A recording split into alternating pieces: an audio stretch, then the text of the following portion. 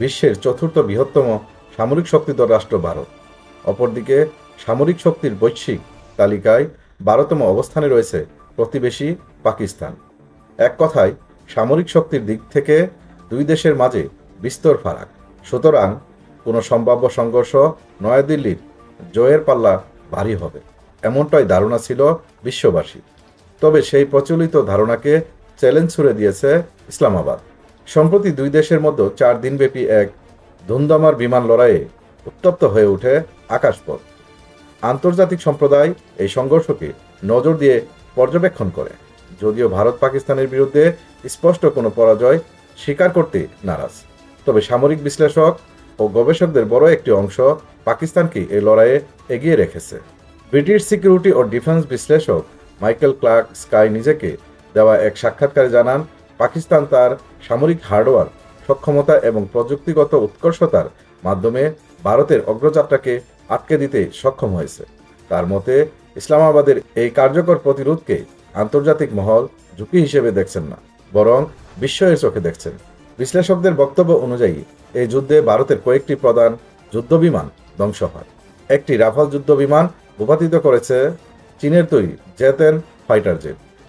একইভাবে দুটি মিগ 2094 গ্রাম ও Sukhoi 30 MKI ফ্ল্যাঙ্কার H যুদ্ধক্ষেত্রে ধ্বংস হয়েছে, যেখানে চীনের H-29 অ্যান্টি এয়ারক্রাফট মিসাইল কার্যকর ভূমিকা রেখেছে বলে জানা গেছে।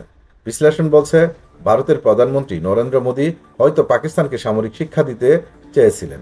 সেই লক্ষ্যেই অপারেশন সিন্ধু নামে অভিযান চালানো হয় এবং আরব সাগরে পাঠানো হয় ভারতের পশ্চিমাঞ্চলীয় নৌবহর।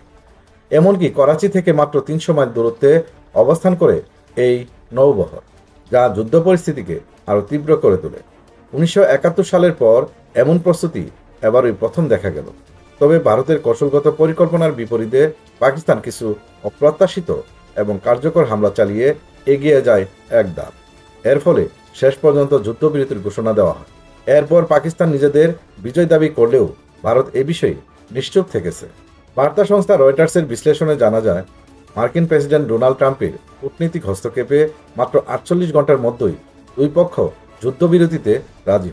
যদিও পাকিস্তানের জন্য এমন উত্তেজনা নতুন কিছু নয়, তবে ভারতের সামরিক ইতিহাস এটি একটি ব্যতিক্রমী ঘটনা। যুদ্ধ শেষে বিশ্ব নেতারা প্রতিক্রিয়া জানালেও ভারতের প্রধানমন্ত্রী নরেন্দ্র মোদী সরাসরি কোনো মন্তব্য না করে তার সামাজিক মাধ্যমে শুধুমাত্র জাতীয় প্রযুক্তি দিবসের শুভেচ্ছা এবং বিভিন্ন সরকারি বৈঠকের খবর শেয়ার করে যাচ্ছেন।